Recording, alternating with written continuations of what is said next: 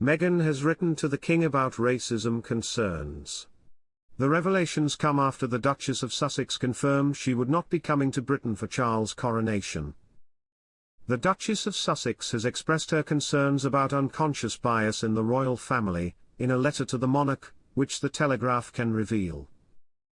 It is understood that the correspondence was sent in the wake of an Oprah Winfrey interview in March 2021, in which the Duchess alleged that a member of the royal family had speculated about the skin color of her unborn son. A source said the Duchess feels she has not received a satisfactory response to her concerns. Welcome to the channel. Don't forget to subscribe and hit the notifications bell, so you don't miss anything about the royal family.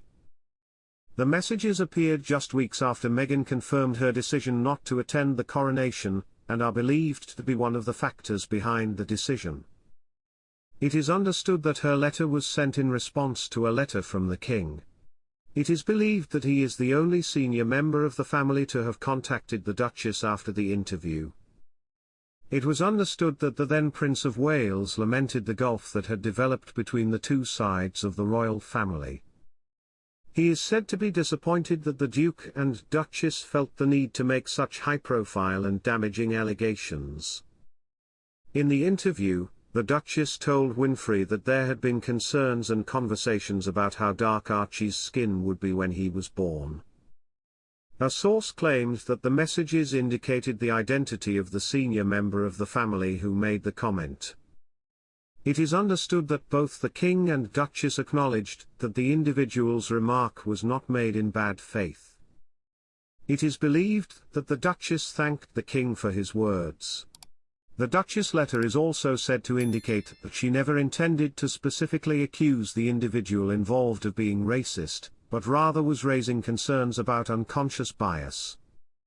It is understood the Duchess feels that the concerns she has raised, which critically include the way complaints of bullying against her have been handled, and the allegation that the institution's neglect has led her to feel suicidal, have yet to be resolved. However, she may also have wanted to protect herself by stepping aside on the inevitable criticism and attention her appearance would have aroused. Royal sources have indicated that they never expected the Duchess to soar on the occasion, realizing that her private correspondence with the King was insufficient to prevent further mudslinging from Sussex. Continued deterioration of relations within the royal family has led to the Sussexes appearing in a 6-part documentary series on Netflix and publishing the Duke's memoir, Spare, in which he directly targets his family. Prince William was quick to express his disappointment in his godmother through his spokesperson, who said he agreed with the course of action. The speed with which the palace dealt with the uproar seemed to prove that the Sussexes' allegations had left their mark. The palace is also aware of the Sussex family's frustrations that initial email correspondence about the coronation made no mention of their children and their potential engagement. This omission fueled their feeling that their family played second fiddle to Wales.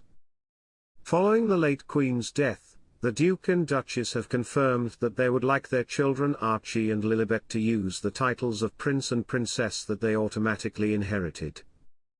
But the palace's delay in acknowledging children's elevated status has caused frustration, not least because the titles of the Prince and Princess of Wales, and their children's titles, changed rapidly after the late Queen's death. The Duke of Sussex made it clear in television interviews in January that he was waiting for an apology from his family, when he insisted he wanted to reconcile with the King and Prince of Wales.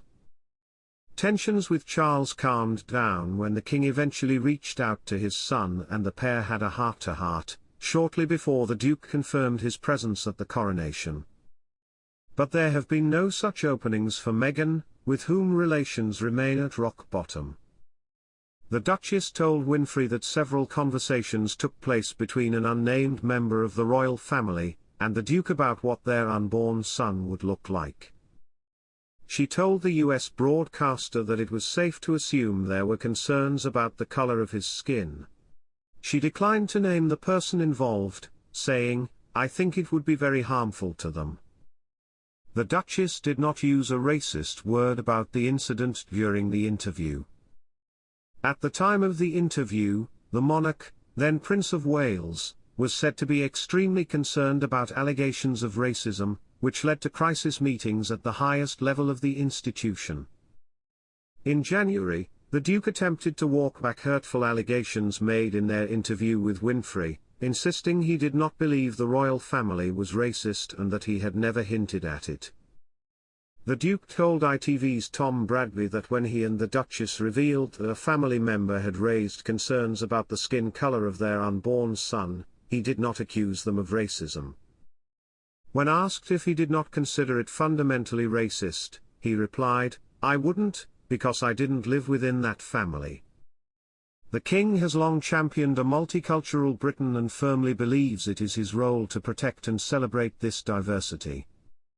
He recently lent his support to a research project on the royal family's historical ties to the slave trade, having previously expressed personal grief about the suffering of slaves across the Atlantic. Thanks for watching.